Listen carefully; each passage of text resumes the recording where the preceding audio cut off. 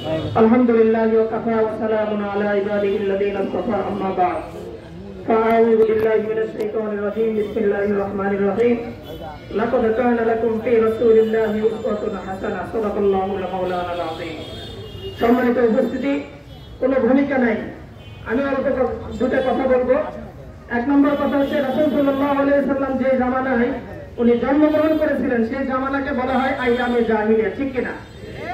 তাহলে আইয়ামে জাহিলিয়াত সেই সময় গুনাহ করা সহজ ছিল না কঠিন ছিল?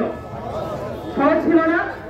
আইয়ামে জাহিলিয়াতের সময় যখন গুনাহ করা সহজ ছিল, সমস্ত পাপাচারের ভয় উন্মুক্ত ছিল, সেই সময় আমাদের নবী বিশ্বনবী মুহাম্মদুর রাসূলুল্লাহ সাল্লাল্লাহু আলাইহি সাল্লাম জন্মগ্রহণ করার পরেও তখনকার যে ইহুদি নাসারা যারা ছিল, আবু জেহেল, আবু তালেব, উতবা, শাইবা যারা ছিল, তারা কখনোই নবী সাল্লাল্লাহু আলাইহি ওয়াসাল্লামের সাথে হাজারো বিরোধিতা করলেও তারা কিন্তু রাসূলুল্লাহ সাল্লাল্লাহু আলাইহি ওয়াসাল্লামের চরিত্র নিয়ে কোনোদিন কোনো ধরনের কথা বলতে পারে নাই। আজকে লক্ষ্য যে সমস্ত, আমি তাকে এখন এখানে বক্তব্য দিতে বলবো, উনি ধর্মগুরু, আমি বলবো না ধর্মগুরু, উনি হচ্ছে ধর্মগুরু। এই ধর্মগুরু হওয়ার কারণে আমাদের কলিজার স্পন্দন বিশ্ব নবী সাল্লাল্লাহু আলাইহি ওয়াসাল্লামকে নিয়ে কটূক্তি করার সাহস পেয়েছে।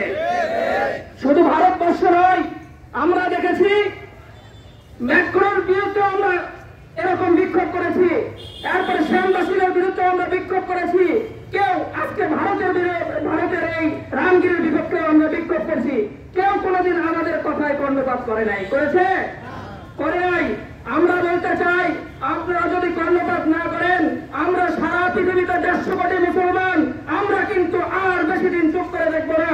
যদি এরপরে কেউ কটূক্তি করে, আপনারা ব্যবস্থা না নিলে, কেউ যদি রাসূলুল্লাহ সাল্লাল্লাহু আলাইহি সাল্লামের যে কথা বলে, তার জিহ্বা আমরা যে কোনো বিশ্বের যে কোনো প্রান্ত থেকে ছিঁড়ে নিয়ে চলে আসবো। যদি কেউ আঙ্গুল তোলে, তার আঙ্গুল আমরা ভেঙে দিতে পারবো কিনা বলেন? এর সাথে আর একটা কথা আমি বলি, ষড়যন্ত্র শুধু বহির্বিশ্বে হয় না, বাংলাদেশে হয় কিনা? বাংলাদেশে হয় কিনা?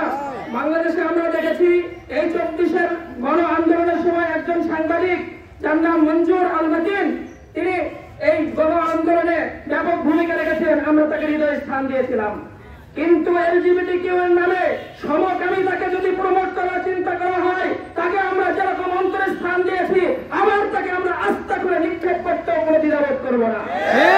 শুধু তিনি নয়, এই বাংলাদেশে সমকামিতাকে প্রমোট করার প্রচেষ্টা করা হলে আমরা রাজপথে নিজেদের রক্তবিন্দু ঢেলে দিয়ে হলেও এটাকে প্রোটেক্ট করার চিন্তা করবো কিনা?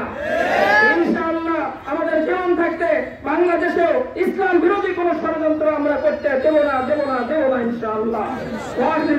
আলহামদুলিল্লাহ। এই পর্যায়ে বক্তব্য